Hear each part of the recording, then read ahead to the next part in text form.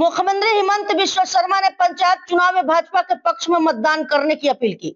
मुख्यमंत्री डॉक्टर हिमंत बिश्व शर्मा ने 26 अप्रैल को हाथी घोड़ा चाय बागान में भारतीय जनता पार्टी के विजय संकल्प समावेश कार्यक्रम में बराक घाटी के सर्वांगीण विकास का संकल्प लिया। उन्होंने कांग्रेस पर आरोप लगाते हुए कहा कि भाजपा ने बराक घाटी में राष्ट्रीय राजमार्ग, मेडिकल कॉलेज, एयरपोर्ट और फ्लाईओवर जैसे विकास कार्यों को मंजूरी दी है। मुख्यमंत्री ने घोषणा की जैसे कि कॉलेज में दाखिला मुफ्त होगा, 5 लाख तक का इलाज मुफ्त मिलेगा और मैट्रिक पास छात्रों को 300 रुपया मासिक सहायता मिलेगी। इसके अलावा कछाड़ जिले के ग्रामीणों को 10,000 की सहायता राशि भी दी जाएगी। उन्होंने राष्ट्रवाद पर भी सख्त संदेश देते हुए कहा कि देश के खिलाफ बोलने वालों को बख्शा नहीं जाएगा। कार्यक्रम में भाजपा के वरिष्ठ नेता और जनप्रतिनिधि भी शामिल हुए और कार्यकर्ताओं से अपील की कि आगामी पंचायत चुनाव में भाजपा को भारी बहुमत से जीत दिलाई जाए। मोदी जी संगे थाकुन, हमें सबाई मिलिया मोदी जी को ताकत दिबेन और मोदी जी का नेतृत्व में हम लोग पाकिस्तान को बड़ी ही सबक सिखाने जा रहा हो, ये भी पता है।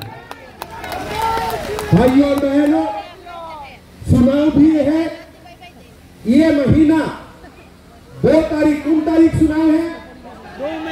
निर्वाचन कोनटा दिने होबे? 2 तारीख। तारपरे 7 तारीखे आबार एकटा फेजे निर्वाचन होबे। पंचायत निर्वाचन किछुदिन परे 11 मास परे विधानसभा निर्वाचन अनुष्ठित होबे।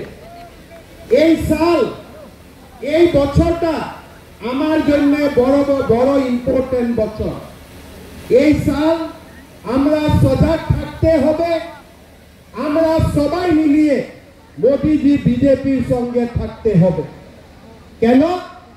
আমরা সবাই চাই कि असम विकासेर एक नया जो हमारे आसमान है वो आसमान छूने का काम करे।